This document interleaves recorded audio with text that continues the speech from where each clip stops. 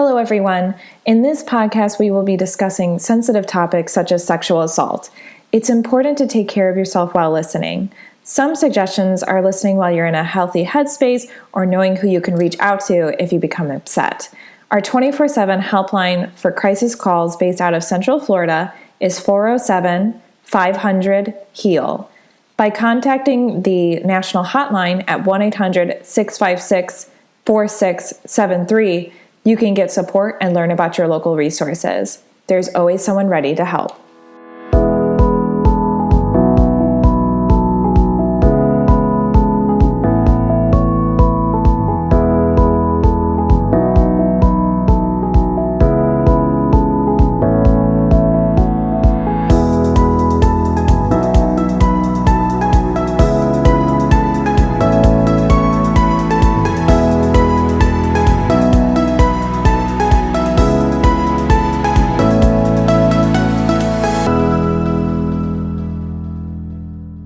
Welcome to the Victim Service Center podcast. Here we sit down with professionals that serve survivors and victims of trauma or those who have experienced violence and have conversations about social issues. This week, we are talking about healthy relationships during COVID-19. My name is Emilie Mitchell, and I am the Education Coordinator at the Victim Service Center. With me today, I have Jamal Baskin. Jamal works at Harbor House of Central Florida as their prevention coordinator. He teaches youth and trains parents on knowledge of prevention of domestic violence and serves the community through mentoring and community service programs. Jamal is a recent UCF graduate earning his master's in public administration. Jamal, thank you so much for being here today. Thank you so much. Thank you. I also have with me Kathryn Ross. Kathryn works as a sex educator with Planned Parenthood.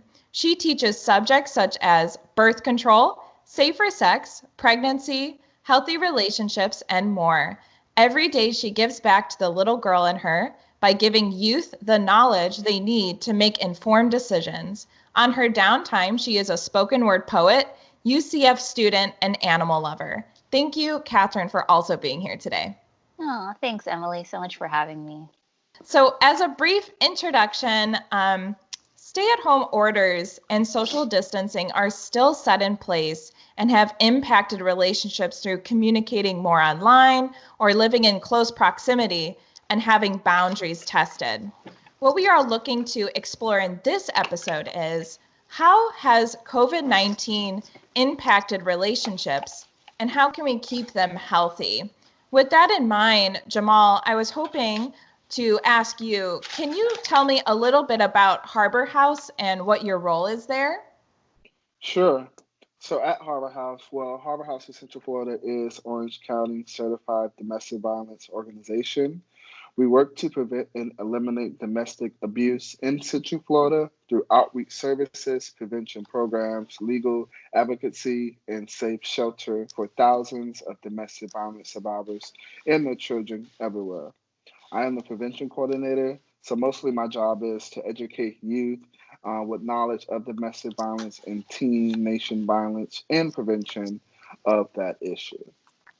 Awesome. Thank you so much. And so do you work mostly with adults or children?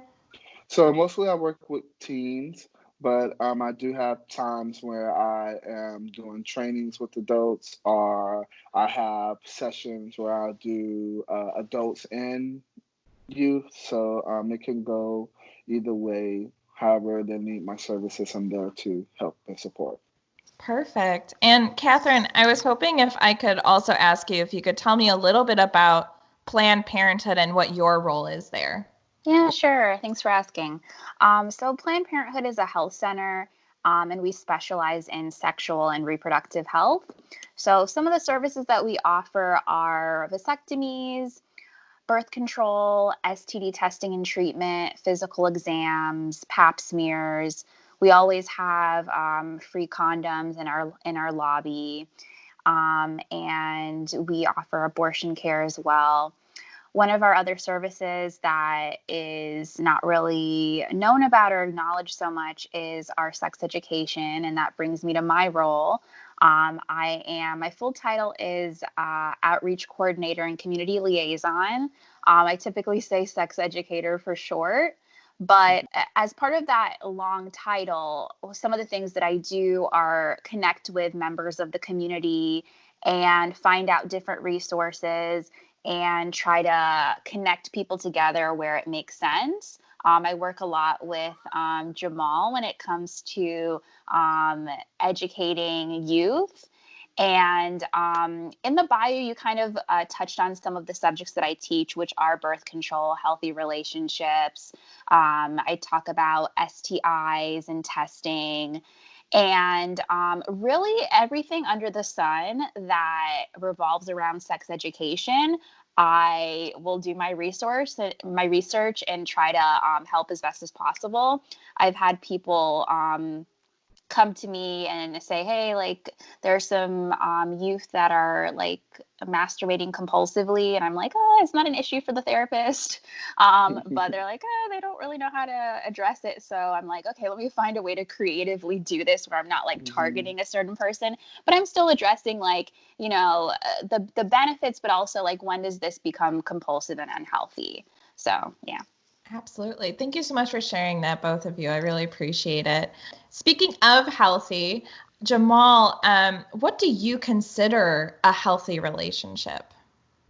So I consider a healthy relationship to consist of these different things, and that's mutual respect, trust, honesty, compromise, good communication with each other, having a sense of individuality. I think that is really important. A lot of people don't, I guess, understand that it is okay to have your alone time, especially during this time at the stay-at-home order.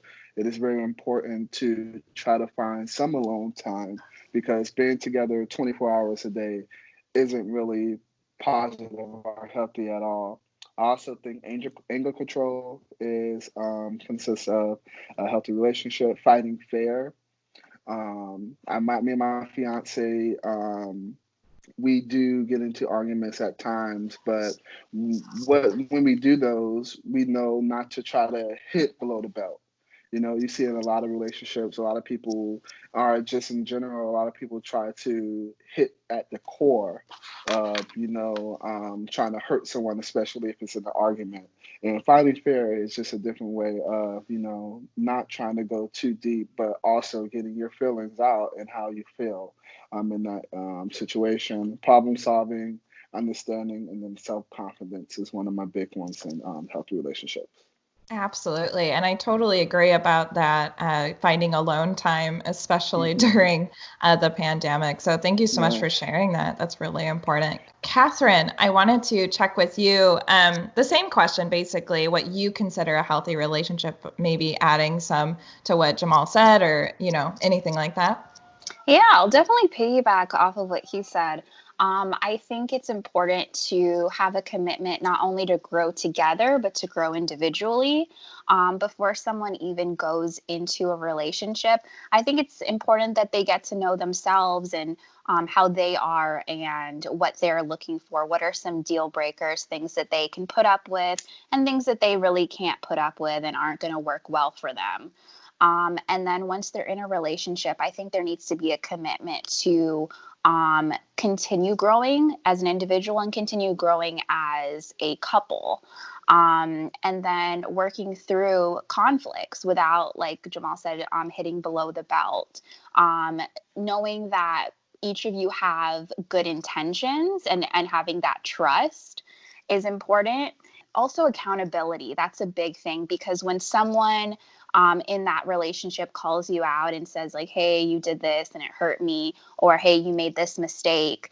If someone cannot take ownership and make those steps or attempts to change and work towards a future, if they're unable to acknowledge, hey, I did something wrong, that is a setup for failure, because you don't come into a relationship perfect and you definitely don't leave the same. So you have to be able to just, hey, I'm wrong, I'm sorry, and be able to be vulnerable in that. Like, know that saying you're sorry or admitting a wrong is not a weakness, that it's a strength, and being able to respect that in your partner as well. Yeah, I love it. I love it. Yes. That's great. Those are perfect. Thank you so much. I can see why you both work really well together. Yeah. Perfect. Yes. So I wanted to kind of shift a little bit here with you, Jamal. What are some changes that Harbor House has had to make in order to align with social distancing orders? Yeah, so we definitely made some significant changes because we know this is a difficult time that we're all going through. And we want to ensure that all survivors, staff, and volunteers are safe and protected during this time. So we work closely with the CDC to ensure that, to make sure that that our facility is sanitated.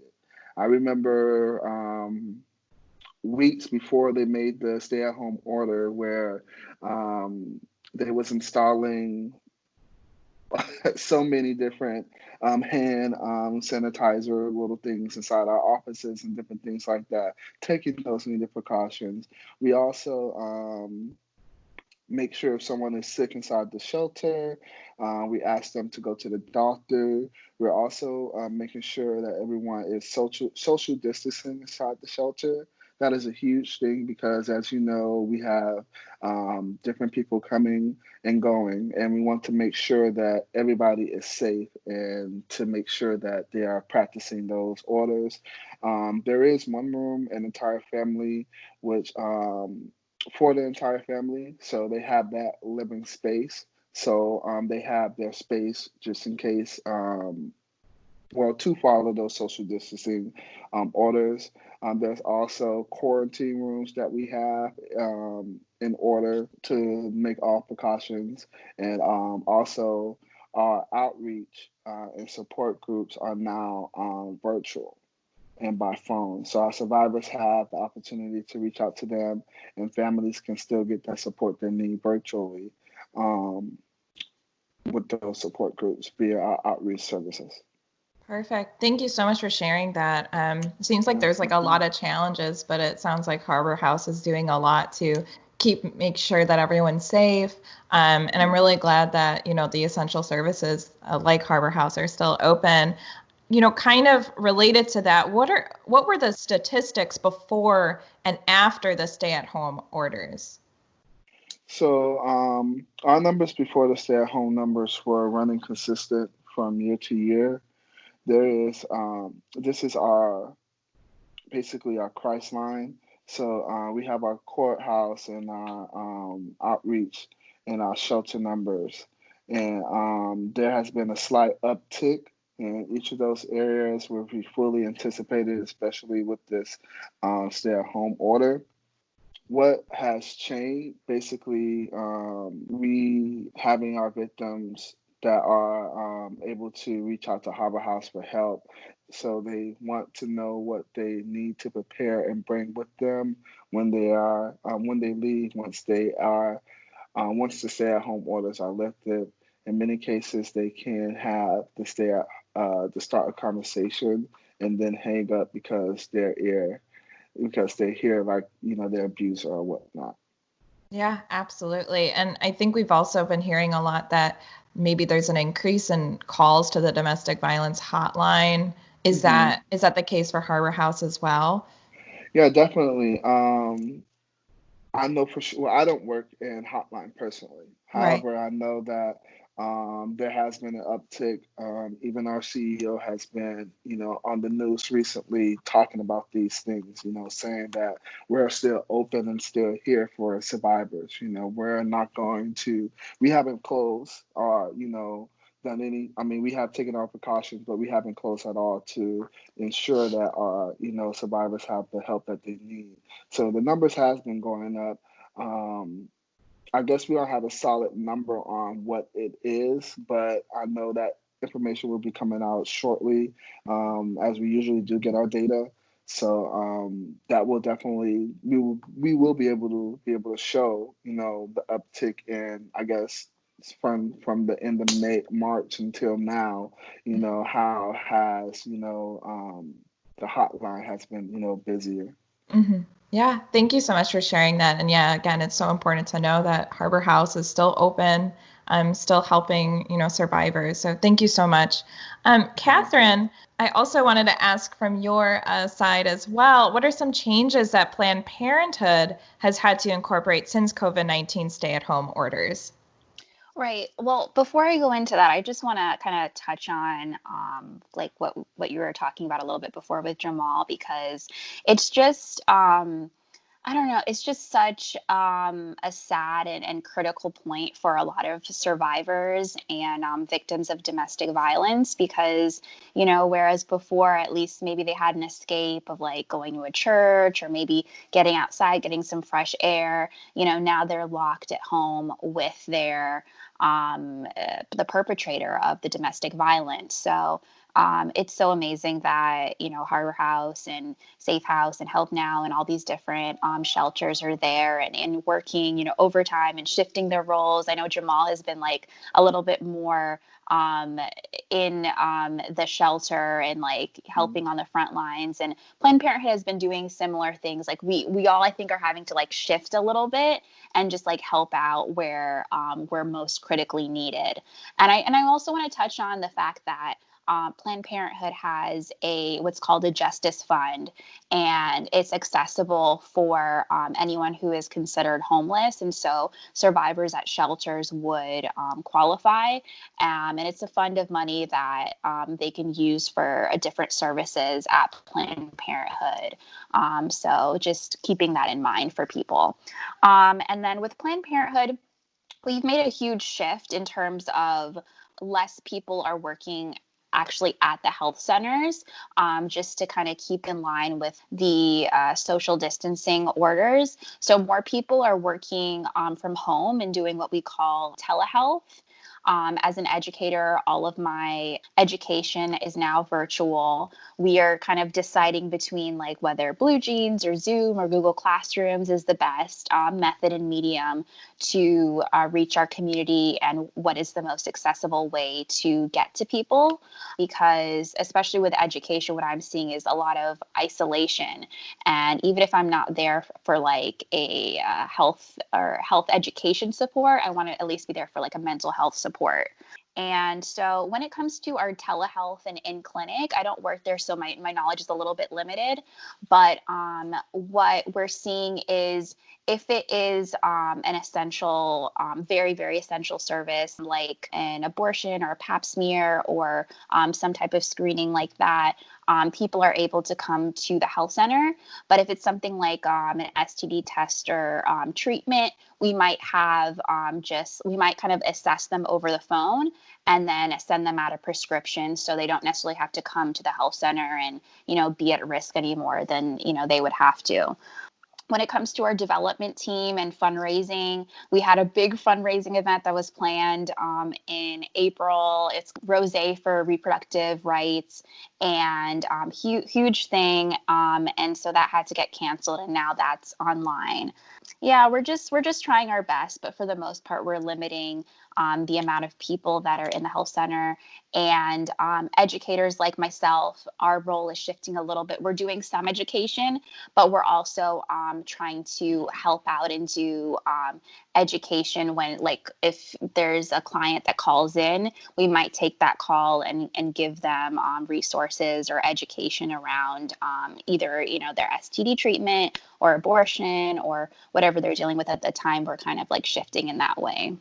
Thank you so much for sharing that. And yeah, the VSC is pretty similar to both where, we're still open. We're just perhaps limiting the amount of people coming in or staggering. We do a lot of telehealth as well. And yes, we also had our fundraising event in April canceled, obviously. Cheers for Change as well. So there's a lot of challenges that I think these organizations are facing, but it sounds like both Planned Parenthood and Harbor House, as well as the VSC, are, remaining open and helping people, which is really important. So that's amazing. So thank you both for all that you do. I know that you're probably taking on a lot more than you used to. So I really appreciate you both.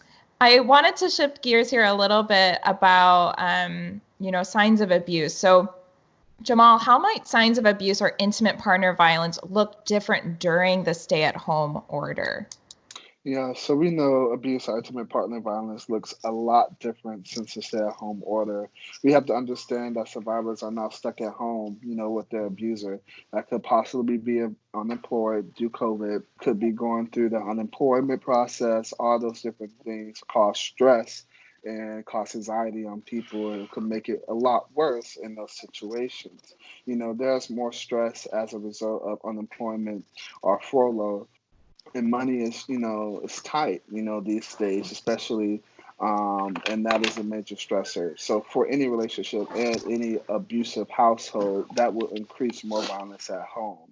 If violence already exists at home, in the home, it is elevated now, more constant today. So we must, be aware of those things and, try to educate ourselves with signs of how to prevent or how to get help, and which is why I'm thankful that Harbor House is still open during these times to be able to assist in those loopholes. Thanks for shedding some light on that.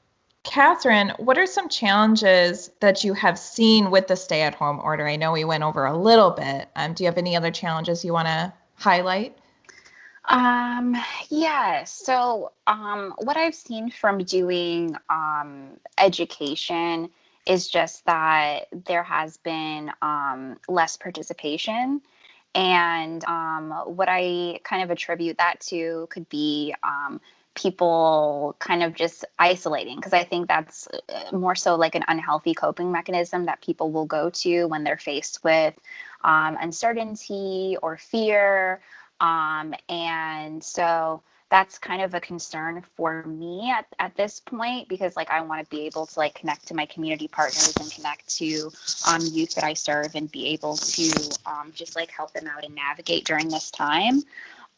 Also, there have been a lot of myths going around with youth. And Jamal, I don't know if you've seen this, but like my education team and I kind of just like talk about different things that come up in classes and try to like address different concerns. And there have been a lot of myths about coronavirus. Like some people have heard in their counties from youth that if you have a lot of sex, then you won't get coronavirus. Yeah. That's the first. Wow. Yeah. But yeah, so there have been some myths about coronavirus that are pretty dangerous because yeah, and we'll get to like, like the safe sex practices during this time, but there have been some myths, and then with myths and combination with isolation, these myths grow and they multiply, and it's just not safe.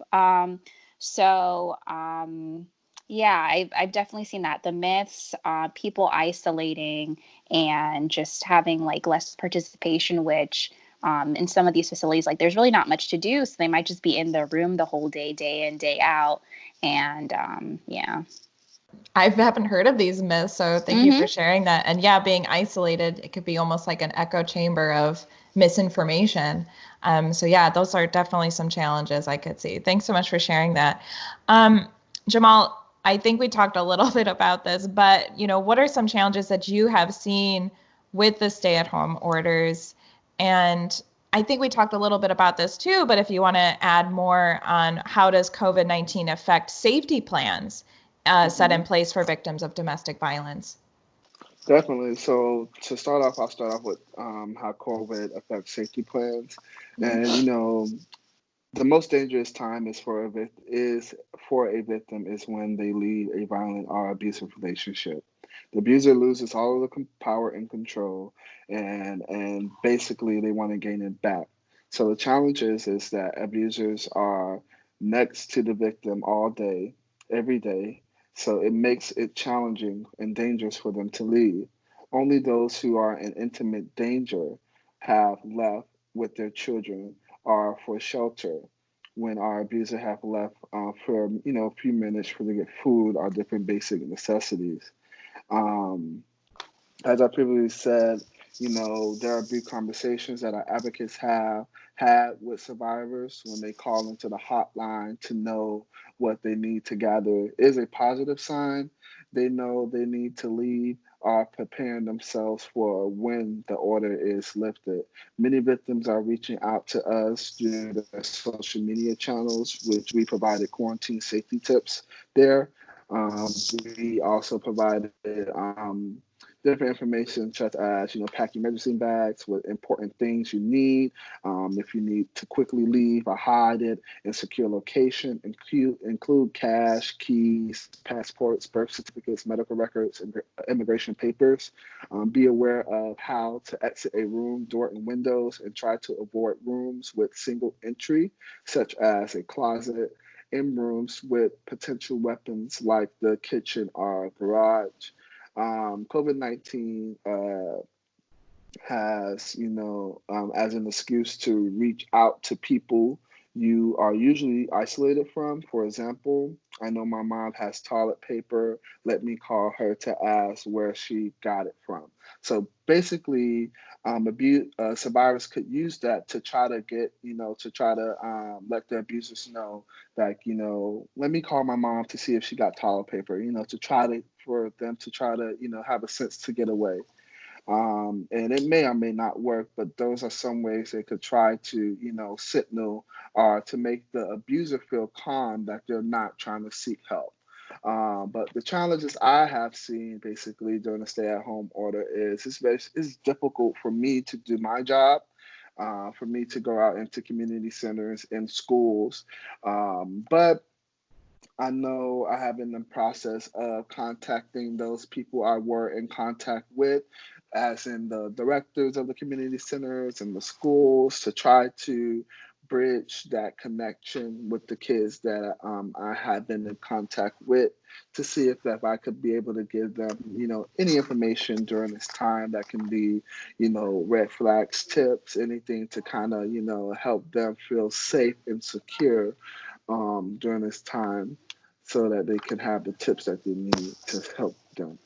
Thank you so much for all that you do again, and also for sharing about that. I love that idea that you can actually use this situation to an advantage as a survivor in a creative way to tell their abuser, hey, I'm reaching out to someone to get supplies that we need, and then that being a way that they can escape. That's amazing. I never even would have thought of that. So thank you so much for sharing that. Kathryn, with social distancing, some people find themselves communicating on social media much more often. What are some ways in which partners engage in unhealthy activities on social media? I think right now what I'm seeing is people are, cut off from community, or maybe even misinterpreting the word social distancing. It's more of like a physical distancing. And even before this, what we've seen on social media is like people reaching out for help through social media, because unfortunately it feels easier for them to kind of like vent or express like mental health concerns on a huge platform like that, versus to like go to an individual, or maybe they feel cut off from a certain trusted individual. So more during this time, I think there's definitely more attention seeking through social media, maybe writing long paragraphs about what they're going through. And the problem with that is that they can't always get maybe the help that they would need through that avenue. I think as well, there can be more of a pressure through social media now to send nudes or to send pictures or to like violate your boundaries, again, as an attempt to have like this false sense of connection. And it again is like, filling a I guess a small void, but it's not really helping the full picture. So that's what we've seen. Thank you so much for sharing that. I know that, I agree that it is more of a physical distancing. We keep saying social distancing, and actually one of our survivors wrote a blog recently that, we should be naming it physical distancing, because I feel like people are socializing maybe even more than they normally would have, right? That's what I've been seeing. I also wanted to check in with you, Jamal. What would you say to someone that is experiencing domestic violence while practicing the stay-at-home orders? I will let them know that Harbor House is still open and always has been, and we are here for them. Our facility remains safe, even from the virus, and you can come in. We work very closely with law enforcement, and they'll make sure to get you help at Harbor House. And you're not alone, and we're still here and available for you at all times. Yeah, absolutely. Thank you so much. Kathryn, I also wanted to check, do you think people are practicing safe sex methods while under the stay-at-home orders? And what exactly is safe sex? And how can people maintain this at home during the pandemic? So right now, I don't really have the statistics on that, but I think when people are living together or in committed relationships, the condom use typically does go down. And as far as the New York Department of Health posted like an update on what safe sex looks like during the coronavirus. And what the updates are is that the coronavirus right now is definitely not considered a sexually transmitted infection. It's more of a respiratory disease. Mm-hmm. But what they've found is that it can be transmitted through saliva. So it's been found in saliva, and it's also been found in fecal matter. So any transmission of those two things through sex could pose a risk of transmitting coronavirus. Mm-hmm. And then obviously people have heard about separating within like 6 feet. So right now what the safest measure is if someone has already been living with someone, then, as long as that person is not sick or under the weather, it's fine to engage in sex. But it really depends on the couple. During this time, we've also seen kind of like a controversy about should people be getting pregnant? Should they not be getting pregnant? And Planned Parenthood is very firm about like respecting each person's choice. So if during this time someone is pregnancy planning and they don't wish to use condoms or birth control, then just making sure that people have STD tests, which Planned Parenthood is still offering along with other community agencies, and having communication and consent with the different things that they're engaging in and what they're comfortable with during this time. Because again, people have different feelings that are up and down. So maybe, today might be a good day where they feel comfortable engaging in sex, and maybe the next day it might not be. Consent is not a continual thing. It varies, and it needs to be asked for before, during, and needs to be talked about after sex as well. So yeah, I think safe sex, it can include condom use and birth control, and it definitely includes consent and communication and having healthy partners that respect boundaries. But for each couple, depending on what they want and what they're comfortable with during this time, it's a conversation for sure. Yeah, I totally agree. Thank you so much for sharing that. I think I've been talking a little bit with people about how consent there's new conversations about consent when it comes to COVID-19 now. Mm-hmm. Like, people might not be comfortable, being a little closer, or, some people are really taking the 6 feet seriously and some aren't. And so, yeah, that's a great example of how consent should always be at the forefront of all of our relationships, especially our sexual ones too. So thank you so much. Can I add one more thing? Of course. And that even made me think, like, if someone has, like, for some people, both of them are working from home and, they feel comfortable with that. For other people, you might be someone in the front lines that's going out into the field every single day. And, people are having to determine, like, do they need to engage in long distance relationships because of this, or do they need to sleep in separate rooms? What does it look like? And I think it's important that people, just not take offense and not take it personally. I've definitely seen with some of my friends who are, coupled with people who are nurses or doctors, that sometimes, there's a little offense taken of like, hey, like, can we meet? Can we like have a date outside? Or, my roommate isn't comfortable with you coming over. And so just respecting that, I think people on the front lines knowing that like they are valued and they are heroes. And that if they have a partner that wants to social distance a little bit more, or physical distance a little bit more than usual, not taking that personally, knowing that it's not about them, that it's just about the person feeling safe during this time. Yeah, absolutely. And boundaries are so important to set and communicate. Absolutely. Thank you for adding that. Jamal, I wanted to ask you, in the midst of COVID-19, people are communicating digitally perhaps more than ever, like we were mentioning. And with that in mind, what are some red flags for digital abuse, and how can digital boundaries be kept? Yeah, so digital abuse, just like other forms of abuse, is an attempt to control, partner's actions.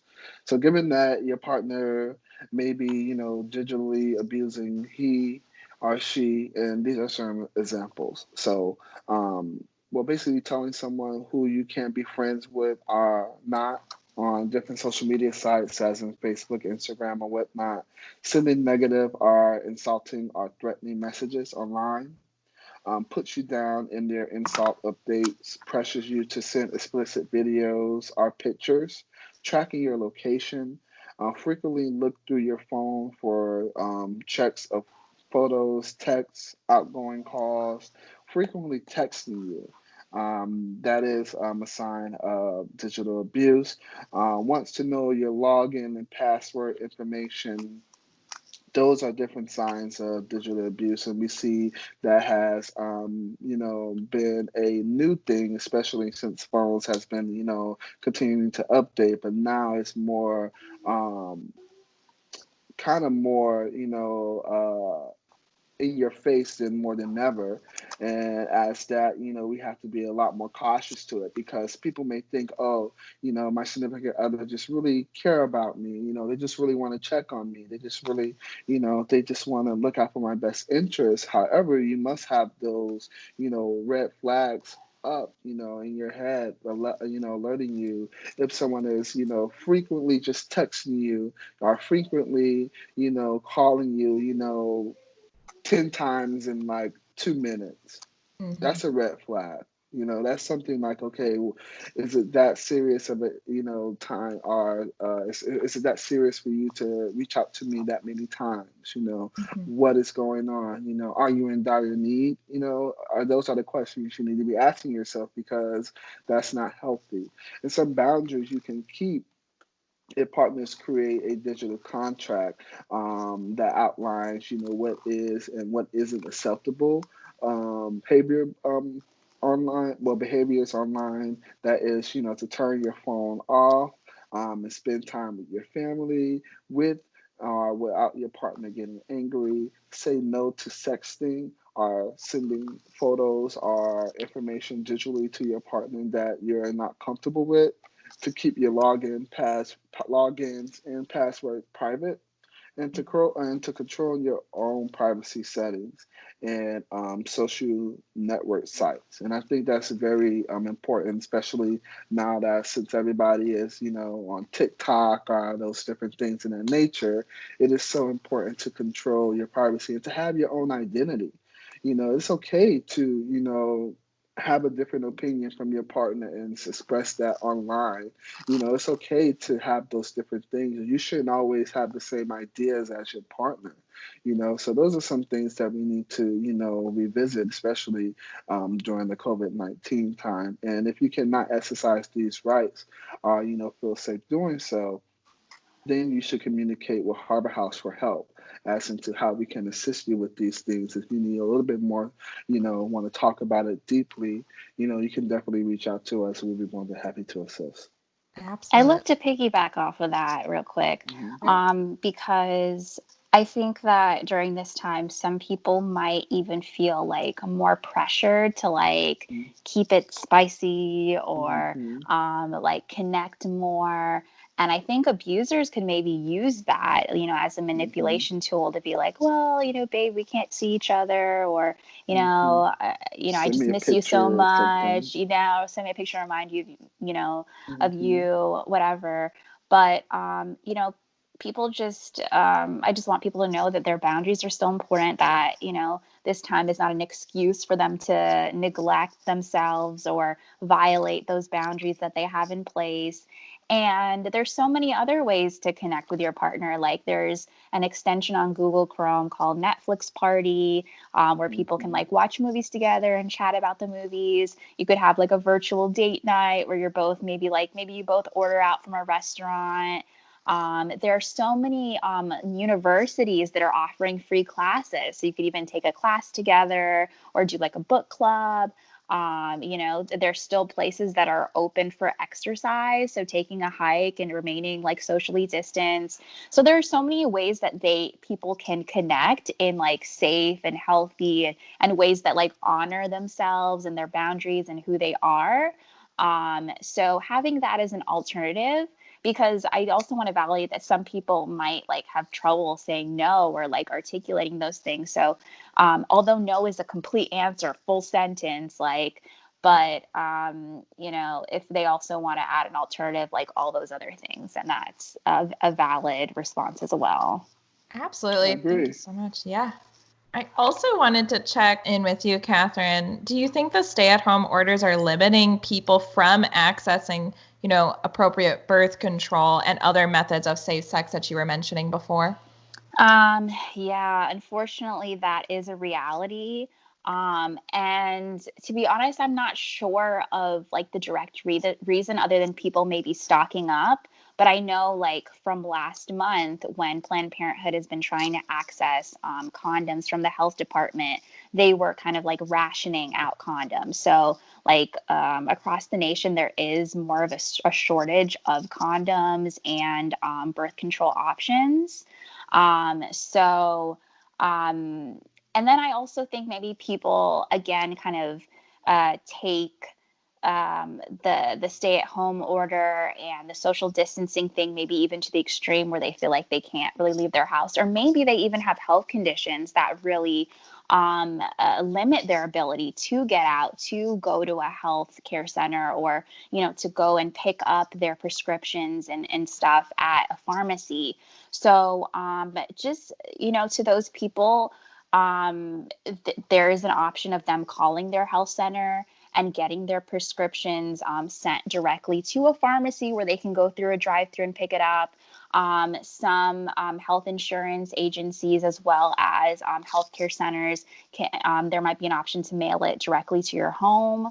And then when they are, stocking up on things to get an ample supply of condoms and other safe sex materials. Because, yeah, it's I don't know, I feel bad comparing it to toilet paper, but there definitely is a shortage during this time. That's just the reality. Yeah, thank you so much for shedding light on that. Yeah, sounds like there's like some challenges, but I know Planned Parenthood can maybe assist with that, or yeah. And I also we definitely have condoms in our health center still. Just because there's a shortage doesn't mean that there is none. But I know there is kind of like a rationing versus if someone, before this time, if someone came to our health center, they could just, take the whole, can of condoms versus now we kind of have to be considerate and of other people and how many people are coming in. And then I didn't mention this before, but I think this is also something new that's happening, especially with like young adults. But I've heard of coronavirus parties. So as we know from like looking at the news, like some people, regardless of there being, beaches being closed down or like most areas being shut off, like people are still kind of like, I don't know, have the invincibility complex where they feel like they won't really be affected by this. So there was, I won't name names, but there have been different facilities that have like told me about like, youth engaging in these coronavirus parties where they're having parties, they're all together, kind of like hurricane parties, which, pose less of a risk. But in this time, coronavirus, like it's not safe to be that close to people at a party. So that's also something else to consider because people might be having parties. They might be engaging in unsafe sex more frequently because there is like an invincibility complex where they think they're not really going to be as affected. Yeah, that's a really good point. I know that can definitely happen for people who are going through a pandemic. There's everyone reacts to, this stressful situation differently. Yeah. And that's important to acknowledge as well. Well, it's okay to have Zoom parties. I've had them, and I've had a lot of fun with them. So please stay at home if you can. I understand a lot of people want to get out. I mean, so do I. But I mean, at the end of the day, we have to be, understanding in, our safety and our health. Because we're not just coming home to ourselves, we're coming home to other people. Right. And we have to understand that, we may not get it all. We can get it, but we can give it to other people that can, eventually have, more life-threatening issues than we do. So please practice those orders if you can. Right, absolutely. And I think you both kind of mentioned other options of, those really fun Netflix parties as well. Different ways that you can connect with people definitely during this time.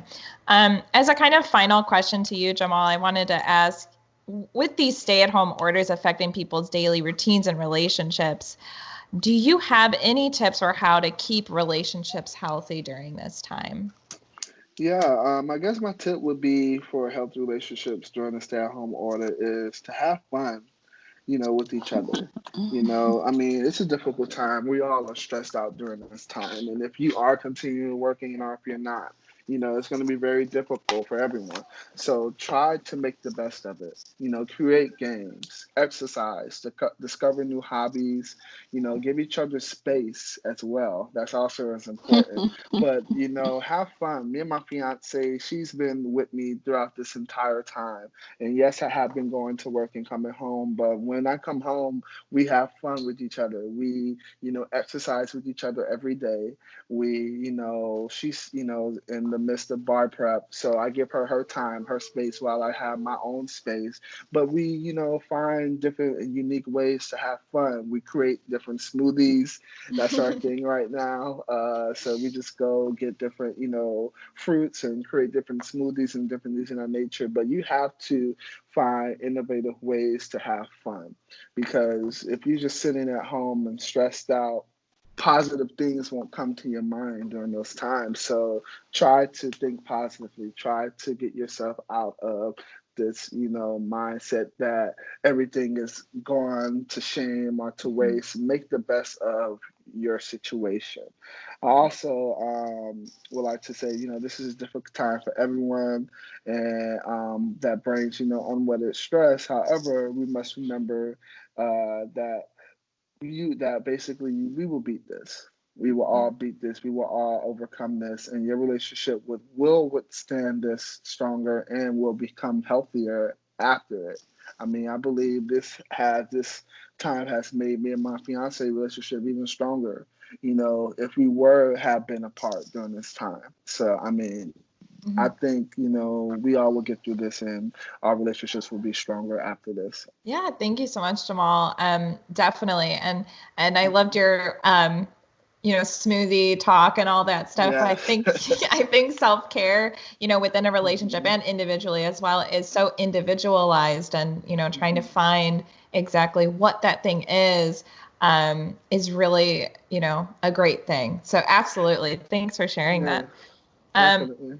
Kathryn, as a kind of final question for you, what are some challenges of digital dating now, and what are some digital boundaries that we kind of were touching on a little bit, but if you want to add anything else? I think that in terms of boundaries, people keeping the original boundaries they had before this and not feeling a temptation to compromise in order to fill a void or get attention or to feel validated. I think it's important that we not isolate. So making sure that people who are dating during this time still be connected with their friends and their family, so they're not looking to one person to fill everything for them and then getting sucked into that loophole of doing things they don't want to do because they feel like they need it from that one particular person. And then I think it's a really good boundary to, have no recording and no unsolicited pictures, because with Zoom, people can screenshot and all of that. And so just having that boundary and that agreement that we're not going to record or take pictures without the other person knowing. And then when it comes to sexting, especially for younger people, I think it's important for, teens to know that it is illegal, and that if they send pictures of themselves or another teen has a picture of them, it's against the law. So knowing about that and just keeping informed and being able even to say that as a response to another teen that solicits that from them is super important.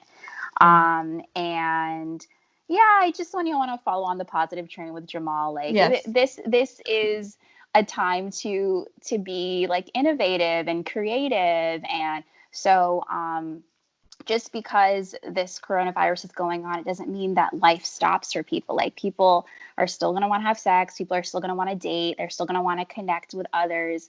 So just not betraying your own boundaries and finding, all of the resources we talked about in terms of having the movie nights, the date nights. I know Zoom has different features where you could draw things. So maybe you could have an art night. Right.